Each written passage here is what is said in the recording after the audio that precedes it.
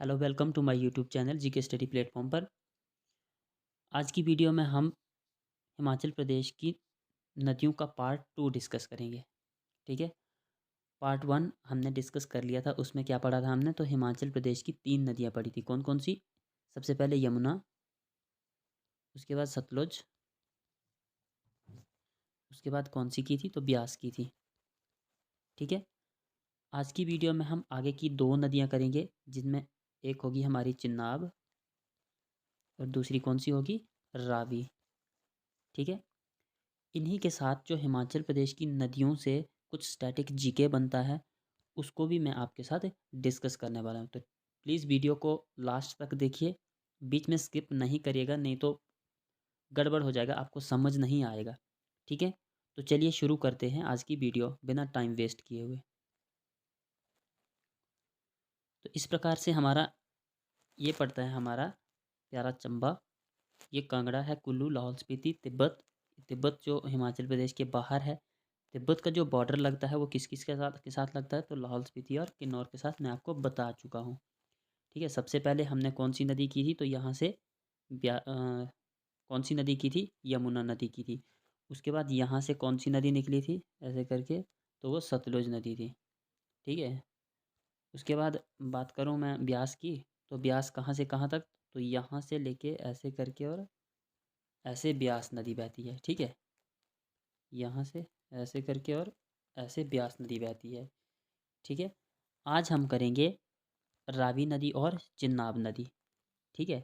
तो सबसे पहले रावी नदी का जो उद्गम होता है हमारे कांगड़ा ज़िले से। ठीक है। कांगड़ा ज़िला में कहाँ? तो ये है हमारा, यहाँ पर कौन सा दर्रा पड़ता है? ये रोहतांग दर्रा पड़ता है। किस किस के बीच? कुल्लू और लाहौल स्पीति के बीच में पड़ता है रोहतांग दर्रा। ठीक है। अब रोहतांग दर्रा इतना तो है नहीं कि यहीं पर है ये रोहतांग पास, ये यहाँ तक है। ठीक है। इस एरिया में ये फैला हुआ है। ठीक है। तो इसी एरिया में यहाँ पर 2 ग्लेशियर हैं। एक का नाम है भादल, या इसको भांदल भी बोलते हैं। ठीक है। और एक है तंतगिरी। ठीक है।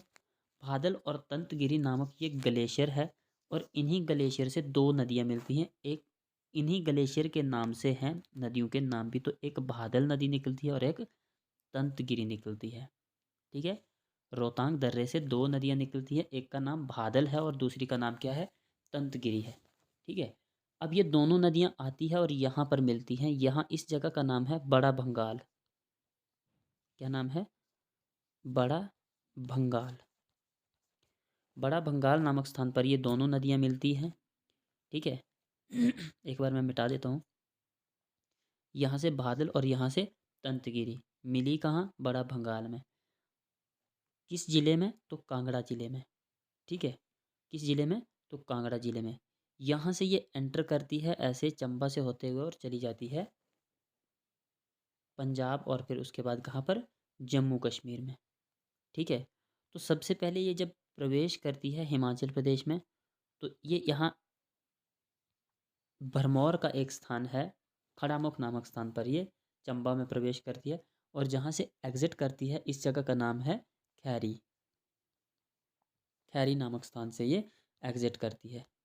ठीक है। किस स्थान से? तो खैरी नामक स्थान से एग्जिट करती है। ठीक है। यहाँ पर कौन सा स्थान बताया मैंने? तो भरमौर, भरमौर तहसील में, और यहाँ पर जो जगह का नाम है तो खैरी है यहाँ। ठीक है। तो कुल मिला के अब अगर हम बात करें तो ये सबसे ज़्यादा चंबा ज़िला में बहती है। ठीक है। अब इतनी सी ये बहती है। ठीक है। तो इसकी जो लेंथ है उसकी बात करते हैं। रावी नदी की यहाँ से लेकर के और जहाँ ये चिनाब में मिलती है आगे जा कर के, कौन सी नदी की सहायक नदी है? चिनाब की है। तो टोटल जो इसकी लेंथ बनती है वो बनती है 720 किलोमीटर। ठीक है। कितनी बनती है? 720 किलोमीटर। वहीं अगर हिमाचल प्रदेश की बात करें तो 158 किलोमीटर बहती है ये। कितनी? 158। मतलब कि बड़ा भंगाल से लेकर के खैरी तक का जो सफ़र है इसका, वो 158 किलोमीटर का है। ठीक है।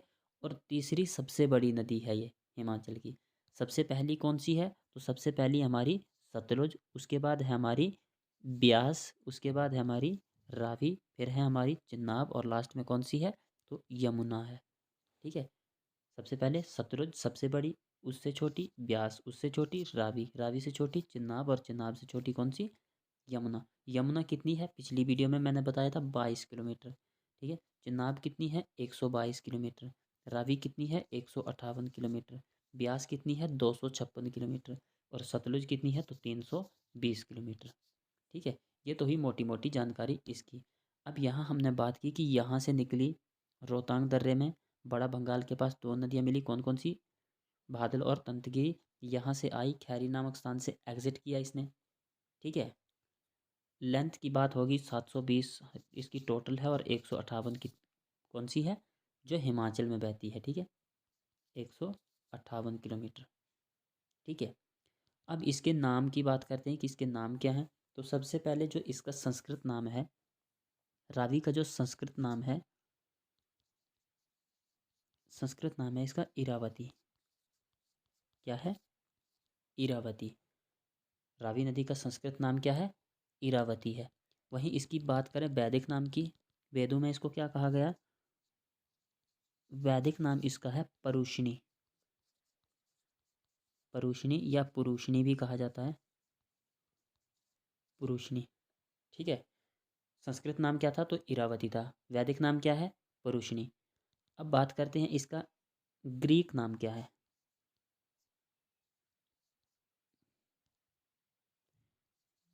ग्रीक नाम इसका क्या है तो ग्रीक नाम इसका है रउआ इंडेस, रउआ इंडेस, या इसको रउआ इंडस भी कहते हैं। अब इंडस किसका नाम है तो इंडस ग्रीक में बोलते हैं कौन सी नदी को, सिंधु नदी को। इंडस किसको बोलते हैं, सिंधु नदी को। और रउआ इंडस किसको बोलते हैं तो रावी को बोलते हैं। आपको याद होना चाहिए, सबसे पहले संस्कृत में क्या बोलते हैं इरावती। ठीक है, उसके बाद संस्कृत में क्या बोलते हैं इरावती, वेदों में क्या गया है परुषिणी या पुरुषिणी, पुरुषिणी, परुषिणी या पुरुषिणी। ठीक है, ग्रीक में क्या कहते हैं रउआ इंडस। अब जो लोकल चंबयाल कहते हैं, जो जैसे चंबा में ये बहती है मैक्सिमम, तो चंबयाल जो इस नदी को बोलते हैं तो वो बोलते हैं रौती। रौती इसको लोकल लैंग्वेज में कहा जाता है, जो चंबा के निवासी कहते हैं। ठीक है, हमें लेंथ का पता चल गया, लेंथ कितनी है इसकी 720 और 158, 720 टोटल और 158 हिमाचल प्रदेश में। वैदिक नाम, संस्कृत नाम और ग्रीक नाम और लोकल नाम हमें पता चल गए। अब बात करते हैं कि इसकी सहायक नदियाँ कौन सी है। यहाँ से आई, यहाँ से चली गई। ठीक है, तो कांगड़ा में थोड़े से एरिया में बहती है, कोई सहायक नदी नहीं मिलती। इसमें भरमौर में, चंबा जिला के जब ये भरमौर में प्रवेश करती है तो यहाँ पर इसमें नदियाँ मिलती हैं। एक इसमें नदी मिलती है जिसका नाम है बुड्डेल नदी, बुड्डेल नदी। इसके बाद एक और मिलती है जिसका नाम है छतराड़ी, छतराड़ी नामक स्थान से निकलती है और उसी स्थान के नाम पर इसका नाम भी। उसके बाद एक और निकलती है उसका नाम है होली। ठीक है, क्या नाम है होली। सारी की सारी ये कौन कौन से तट से मिल रही हैं तो दाएं तट से मिल रही है। एक और इसमें दाएं तट से मिलती है जिसका नाम है साल, साल नदी। ठीक है, कौन कौन सी, बुड्डेल, छतराड़ी, होली और बुड्डेल, छतराड़ी, होली और साल नदी। ठीक है, आई होप आपको समझ होगी। सबसे पहले बुड्डेल, उसके बाद छतराड़ी, उसके बाद होली, उसके बाद साल नदी। ठीक है, अब इनमें से आप ये भी याद रख सकते हैं बुड्डेल नदी पर जो विद्युत परियोजना बनी है वो बुड्डेल नाम से ही है। होली पर जो बनी है वो भी होली नाम से ही है। ठीक है, तो इससे आप ये भी याद रख सकते हैं कि बुड्डेल और होली नामक जो विद्युत परियोजना है वो किस जिला में है तो चंबा जिला में है। ठीक है, अब इसमें बाएं तट से एक नदी मिलती है, ये सारी की सारी दाएं तट से मिली, कौन कौन सी, बुड्डेल, छतराड़ी, होली और साल नदी। ठीक है, अब इसमें एक बाएं तट से मिलती है तो उसका नाम है बैरा स्योल। क्या नाम है, बैरा स्योल। अब बैरा स्योल दो नदियों का समूह, एक बैरा नदी है और एक स्योल नदी है। बैरा नदी कहाँ से आती है तो ये चुराह से आती है, जिसका नाम जहाँ उस जगह का नाम है बैरागढ़। बैरागढ़ के नाम से इसको बैरा नदी बोला जाता है। अब जो स्योल नदी है ये सलोनी के एरिया में आती है और स्योल नामक गांव से होकर के बहती है। ठीक है, बैरा नदी कहाँ से आती है? चुरा से आती है। स्योल कहाँ से आती है? सलोनी से आती है। दोनों कहाँ पर मिलती है? तो एक हिमगिरी का एक एरिया है, जगह का नाम है क्षेत्री।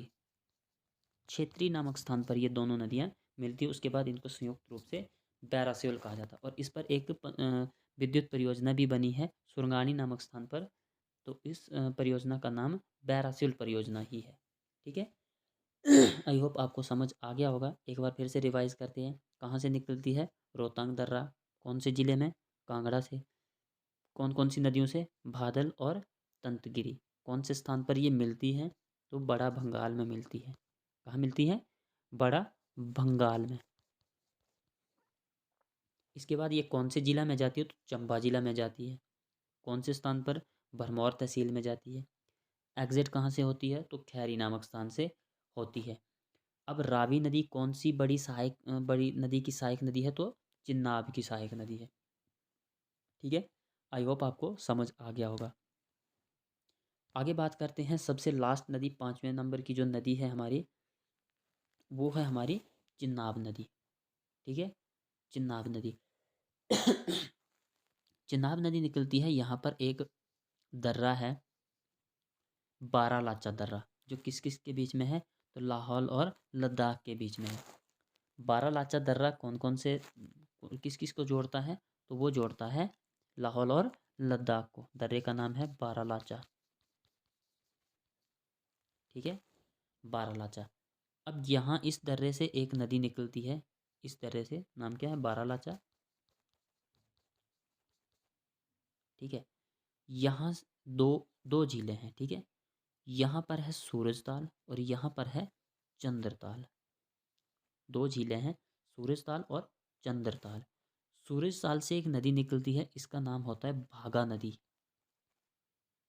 क्या नाम होता है? भागा नदी। वहीं पर चंद्रताल से एक नदी निकलती है, इसका होता है चंद्रा नदी। चंद्रा नदी। कौन कौन सी नदियाँ निकली? भागा नदी और चंद्रा नदी। भागा नदी कहाँ से निकली? सूरजताल से। चंद्रा नदी कहाँ से निकली? चंद्रताल से। ठीक है, सूरजताल और चंद्रताल से दोनों जो मिलती हैं, यहाँ से ये भागा नदी निकली, यहाँ से चंद्रा नदी निकली, दोनों मिलती है तांडी नामक स्थान पर। कहाँ पर? तांडी नामक स्थान पर। तांडी में जब दोनों नदियाँ मिलती हैं, ठीक है, तो यहाँ से इसका नाम हो जाता है चिन्नाब। और चिन्नाब जब बहती है लाहौल स्पीति के एरिया में, और यहाँ पर जहाँ हिमाचल प्रदेश और चंबा का बॉर्डर है, इस जगह का नाम है थरोट। क्या जगह का नाम? तो थरोट। ये थरोट पांगी क्षेत्र में पड़ता है, चंबा के पांगी क्षेत्र में पड़ता है। और चली जाती है यहाँ पर। जब यहाँ से ये हिमाचल प्रदेश को एग्जिट करती है, तो इस जगह का नाम है संसारी नाला। क्या है? संसारी नाला। ठीक है, संसारी नाला के पास ये हिमाचल प्रदेश को छोड़ करके चली जाती है जम्मू कश्मीर में। कहाँ जाती है? जम्मू कश्मीर में। ठीक है, अब यहाँ से यहाँ तक का जो इसका सफ़र है, ये कितना है? तो ये है हमारा 122 किलोमीटर। ठीक है, आपको ये याद रखना है कि 122 किलोमीटर जो उत्तर की सबसे सबसे उत्तरी नदी है चिनाब नदी। ठीक है, 122 किलोमीटर। और जो सबसे दक्षिण की नदी है यमुना, उसकी खाली 22 किलोमीटर, सिर्फ 22 किलोमीटर है लंबाई। ठीक है, ये तो हुई इसकी हिमाचल प्रदेश में लंबाई। इसकी जो टोटल लेंथ है, यहाँ से जब ये एंड में किस नदी में मिलती है? तो सिंधु नदी में मिलती है। ठीक है, तो इसकी जो टोटल लेंथ है वो है 1200 किलोमीटर। टोटल लेंथ इसकी कितनी है? तो 1200 किलोमीटर।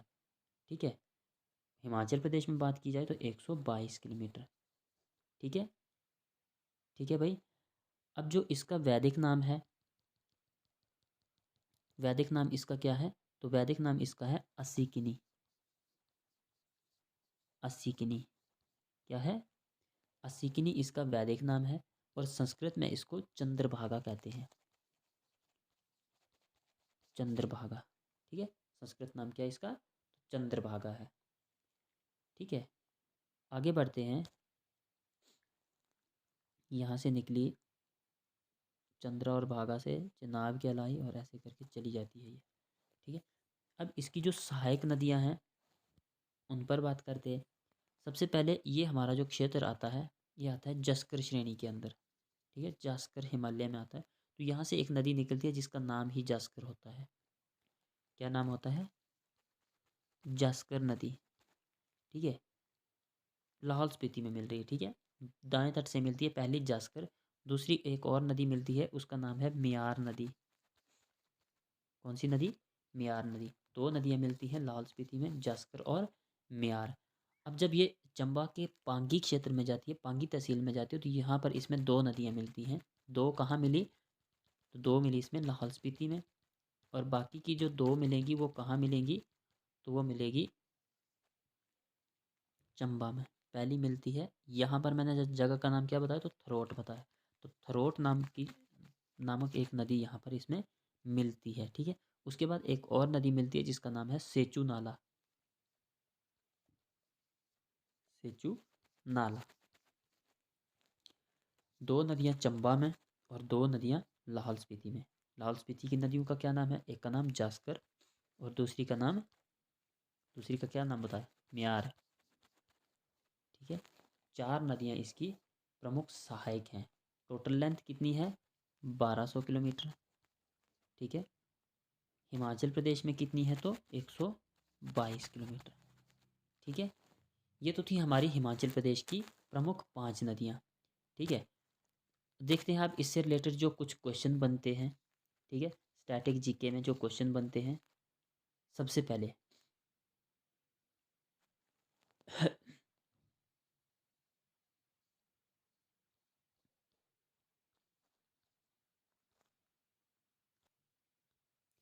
नदियों के से जो इम्पोर्टेंट क्वेश्चन बनते हैं, सबसे पहले उनकी बात करते हैं। सबसे पहले जो हमारी सतलुज नदी है, सतलुज नदी को लाल नदी के नाम से जाना जाता है, पिछली वीडियो में मैं बता चुका हूँ। उसके बाद और क्या, इसको हेमावती या हेमवती के नाम से जाना जाता है। ठीक है, ठीक है, हिमालय से ये निकलती है। कहाँ से निकलती है? तिब्बत में, तिब्बत से निकलती है और हिमालय से निकलती है। ठीक है, हिमालय से निकलती है तभी इसको हेमवती कहा जाता है। अब तिब्बत में इसको हुप्सिस नाम से कहा जाता है। तिब्बत में किस नाम से कहा जाता है? तो हुप्सिस नाम से। ठीक है, किन्नौर में इसको जो नाम दिया गया है वो सोमोद्रंड या लड़छेन खंबा नाम से जाना जाता है सतलुज को। ठीक है, सोमोद्रंड और लड़छेन खंबा। ठीक है, आगे सतलुज नदी का जो संबंध है वो बाणासुर से जुड़ा हुआ है। बाणासुर के साथ क्यों जुड़ा हुआ है?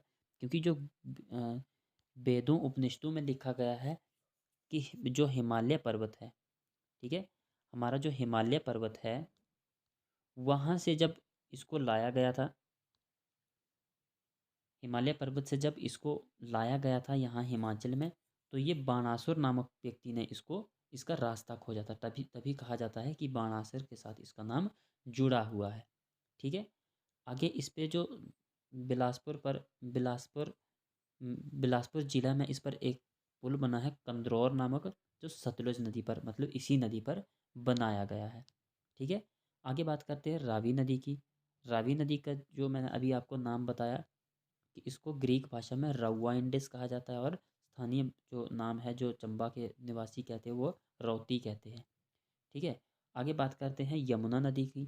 तो यमुना नदी का जो संबंध माना जाता है वो सूर्य देवता के साथ माना जाता है। ठीक है, आगे बात करते हैं जो पब्बर नदी किसकी सहायक नदी है? टॉन्स की। अब टॉन्स किसकी सहायक नदी है? तो टॉन्स है यमुना की सहायक नदी। तो पब्बर नदी कहाँ से निकलती है? चंद्रनाहन झील से निकलती है। ठीक है, ठीक है, अब जो रेणुका झील है हिमाचल प्रदेश की सबसे बड़ी प्राकृतिक झील है, कौन से जिले में है? तो सिरमौर में है।